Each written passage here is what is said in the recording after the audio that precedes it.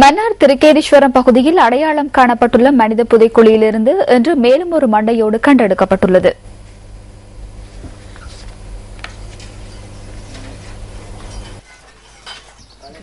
இதுவரை கண்டெடுக்கப்பட்ட மனித மண்டையோடுகளின் எண்ணிக்கை 53ஆக உயர்ந்துள்ளதாக போலீஸ் ஊடக பேச்சாளரும் சிரேஷ்ட போலீஸ் அத்தியட்சகருமான அஜித் ரோகன குறிப்பிடுகின்றார். மன்னார் மாவட்ட நீதிபதி ஆனந்தி கனகரட்னம் முன்னிலையில் மனித புதைக்குழியின் அகழ்வு பணிகள் இடம்பெற்றன.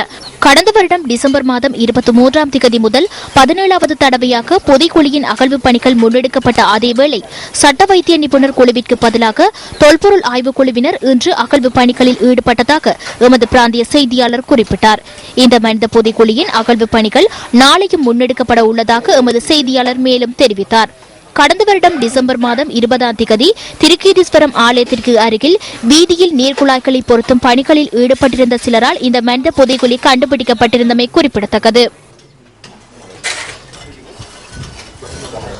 இன்றைய யூரி போட்டுக்கான தகவல்களை அகலியகொடவிலிருந்து வழங்குகிறார் சுரங்கராஜித. இன்று காலை அகலியகொடையில் விபத்தொன்று இடம்பெற்றது. இடம்கொட பகுதியிலிருந்து அகலியகொட நோக்கி பயணித்த பஸ் ஒன்றில் ஏற்பட்ட இயந்திர கோளாறு காரணமாக அருகில் இருந்த கல்லொன்றில் மோதியுள்ளது. இந்த விபத்தில் 15 பேர் காயமடைந்துள்ளதுடன் அவர்கள் அகலியகொட வைத்தியசாலையில் அனுமதிக்கப்பட்டனர். நியூஸ் பஸ் செய்திகளுக்காக யூ ரிப்போர்ட்டர் சுரங்க ராஜித்த அகலியகொடையிலிருந்து.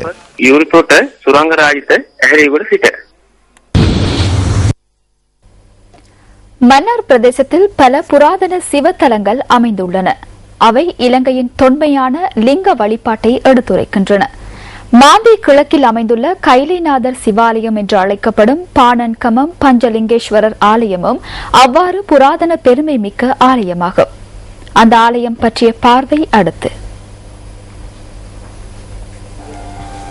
கைலைநாதர் சிவாலயம் என்று அழைக்கப்படும் பாணன்கமம் பஞ்சலிங்கேஸ்வரர் சிவாலயத்தின் தொன்மை இதுவரை யாராலும் அறிந்து கொள்ளப்படவில்லை.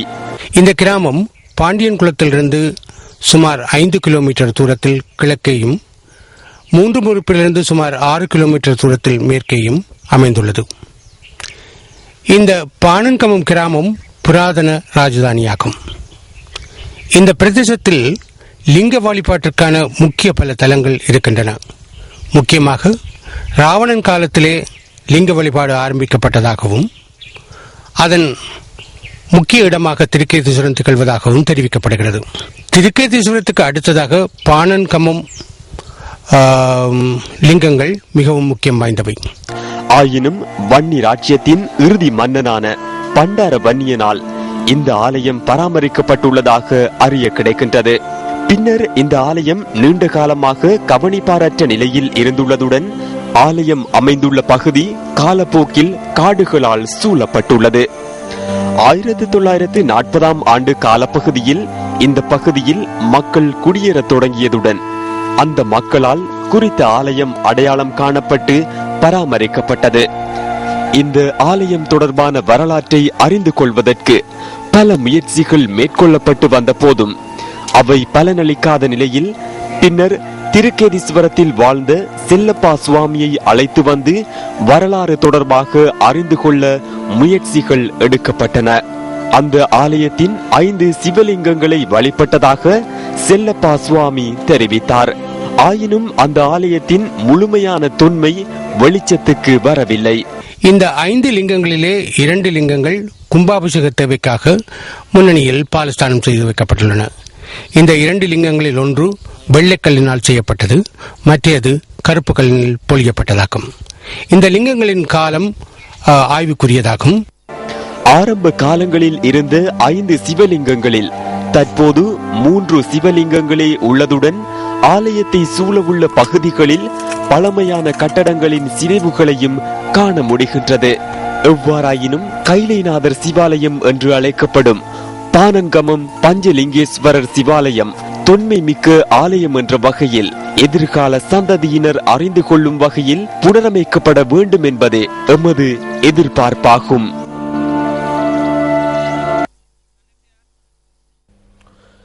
மேல் மற்றும் தென்மாகாண சபைகளுக்கான தேர்தல்களின் போது இடம்பெறக்கூடிய தேர்தல் முறைகேடுகள் குறித்து கண்காணிப்பதற்காக போலீசாருக்கு மேலதிகமாக சிவில் பாதுகாப்பு அதிகாரிகளையும் நியமிப்பதாக தேர்தல்கள் ஆணையாளர் தெரிவிக்கிறார். இது தொடர்பான விரிவான தகவல்களை வழங்குகிறார் நமது அலுவலக செய்தியாளர் ஜெஃப்ரி ஜுவதர்ஷன்.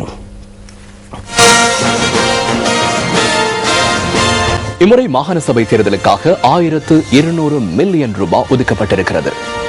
போலீசாருக்கு 200 மில்லியன், தபால் சேவைகளுக்காக 100 மில்லியன், முத்திரை செலவுகளுக்காக 60 மில்லியன், அலுவலக செலவுகளுக்காக 500 மில்லியன், எரிபொருள் செலவுக்காக 40 மில்லியன், கொள்வனவு நடவடிக்கைகளுக்காக 300 மில்லியன் ரூபாய் ஒதுக்கப்பட்டுள்ளது.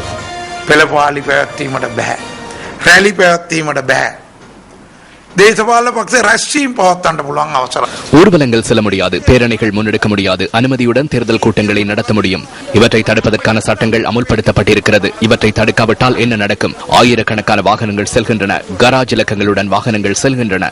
இந்த தவறுகளை கட்டுப்படுத்துவது போலீசாரின் நடவடிக்கை. இதற்கு தேர்தல்கள் ஆணையாளர் என்ன செய்கின்றார்? தேர்தல் முறைகேடுகள் தொடர்பில் போலீசாருக்கு அறிக்கை சமர்ப்பிப்பதற்கு அனைத்து போலீஸ் நிலையத்திற்கும் சிவில் அதிகாரி ஒருவரையும் ஒரு குழுவையும் நியமிப்போம். පොලිස් කොට්ටාසයකටම සිවිල් නිලධරියෙක් සහ කණ්ඩායමක් පත් කරනවා මෙවැනි නීති විරෝධී ක්‍රියා නිරීක්ෂණය කරලා පොලිසියට වාර්තා කිරීමට. மேல் மற்றும் தென் மாகாண சபை தேர்தல் தொடர்பில் தேர்தல்கள் ஆணையாளர் என்று ஊடகவியலாளர் சந்திப்பு ஒன்றை ஏற்பாடு செய்திருந்தார். இம்முறை மாகாண சபை தேர்தலின் போது வேட்புமனு பொறுப்பேற்பதில் உள்ள முக்கியத்துவம் என்ன? අපේක්ෂකයෝ ජීවතුන් අතර සිටීමේ සාතිකයක් ගන්නවල ඒක. வேட்பாளர் உயிருடன் இருக்கின்றார் என்பதை உறுதிப்படுத்தி கட்சி செயலாளரிடம் சான்றிதழ் ஒன்றை பெறுவோம். வேட்புமனுவில் குறிப்பிடப்பட்டுள்ள அனைவரும் உயிருடன் இருக்க வேண்டும் என்றும் அவர்கள் வெளிநாடுகளுக்கு செல்லவில்லை என்றும் உறுதிப்படுத்தப்பட வேண்டும். சொத்துக்கள் தொடர்பில் கேட்பதாக கூறுகின்றனர். ஒருபோதும் கேட்கவில்லை. அனைவரும் செயலாளருக்கு முன்னால் காச்சாத்திட்டார்கள் என்பதை செயலாளர் உறுதிப்படுத்த வேண்டும். ඒ අය සියලු දෙනාම මා ඉදිරිපිටදී අත්සන් කරයි කියලා ලේකම්වරයා කියන්න ඕන. දේශපාලන ප්‍රභූන් එනවා ගණන් කිරීමේ මධ්‍යස්ථානවලට. வாக்களிப்பு நிலையங்களுக்கு அரசியல் முக்கியஸ்தர்கள் வருகின்றனர். எமது தேர்தலில் அவ்வாறு அரசியல் பிரமுகர்கள் இல்லை. வாக்கெடுப்பின் போதோ அல்லது வாக்கெண்ணும் போதோ அனுமதிக்கப்பட்டவர்களை தவிர வேறு யாரும் வர முடியாது. வாக்களிப்பு நிலையங்களுக்கு யார் வர முடியும்? வாக்காளர்கள், தேர்தல் உத்தியோகத்தர்கள் மற்றும் பாதுகாப்பு அதிகாரிகளுக்கு செல்ல முடியும். அங்கீகாரம் பெற்ற உத்தியோகத்தர்கள், கண்காணிப்பாளர்கள் மற்றும் வேட்பாளர்களுக்கு செல்ல முடியும். අවසරලත් නිසිලෙස පත් කරපු නියෝජිතයන්ට, නිරීක්ෂකයන්ට தென் மற்றும் மேல் மாகாண சபை தேர்தல்கள் நடைபெறும் திகதி குறித்து கடந்த தினங்களில் அதிகம் பேசப்பட்டன. දිනය අපට නිල වශයෙන් කියන්න පුළුවන් නාම යෝජනා දැන්වීම. வேட்புமனுக்கள் தாக்கல் செய்யப்பட்ட பின்னரே தேர்தலுக்கான திகதியை உரிய முறையில் உத்தியோகபூர்வமாக அறிவிக்க முடியும். ஆனாலும் திகதி யாரும் அனுமானிக்கக்கூடிய விதத்தில் தான் நாம் கலைத்துள்ளோம். நடத்தப்பட வேண்டிய தினம் குறிப்பிடப்பட்டு கலைக்கப்பட்ட பின்னர் எதுவும் செய்ய முடியாது. ஆனாலும் சனிக்கிழமை நாளில் தேர்தலை நடத்துவோம். தேர்தல் அறிவித்தலை விடுத்த பின்னர் 6 வாரங்களில் தேர்தலை நடத்துவோம். நமக்கு முடியுமான திகதியாக இருக்க வேண்டும். சுற்றி வளைத்து சுவற்றில் சாய்த்த பின்னர் இதன் மூலம் சாதகம் பெற்றுக் கொள்வதாக சிலர் கூறுகின்றமைக்கு பதிலளிக்க முடியாது. நான் சாதாரண மனிதனாக இருந்தால் அந்த திகதி குறித்து நல்லதொரு பதிலை வழங்கியிருப்பேன். සාමාන්‍ය පුද්ගලයෙක් වුණා නම් ඔකට හොඳ ඔය දිනේ සම්බන්ධයෙන් හොඳ උත්තරයක් දෙන්න තුනයි කියන දිනේ ගත්තයි කියන එක සම්බන්ධ. தேர்தல்கள் ஆணையாளர் மஹிந்த தேசாப்பிரிய தேர்தல்கள் ஆணையாளராக நியமிக்கப்பட்ட பின்னர் அவர் முதற் தடவையாக இம்முறை மாகாண சபை தேர்தலில் வாக்களிக்க உள்ளார். இது குறித்து ஊடகவியலாளர்கள் எழுப்பிய கேள்விக்கு தேர்தல்கள் ஆணையாளர் இவ்வாறு பதிலளித்தார். ප්‍රශ්න අහන්න பணப்பிடியும் புச்சனா කිව්වොත් මොනවද ලී? கேள்வி கேட்க வேண்டும். உயிருடன் எரிப்பதாயின் என்ன வகையான பலகை என்று கேட்க வேண்டும். சூடு அதிகமானதா இல்லையா என்று கேட்க வேண்டும். அதுபோன்றோ என்னிடம் கேள்வி கேளுங்கள். நான் யாருக்கு வாக்களிக்கின்றேன் என்பதை விடுங்கள். சில விடயங்கள் எனது வரையறைக்குள் காணப்படுகின்றன. இருப்பினும் இடைக்கிடையே நடாத்துவது தொடர்பிலான கேள்விகளுக்கு ஏதேனும் ஒரு பதில் இருக்கிறது. நாம் கித்துல் மரத்திற்கு அடிக்கின்ற பரம்பரையிலிருந்து வருகின்றவர்கள். තාට නැගපු කෙනාගේ පරම්පරාවෙන් එන අය.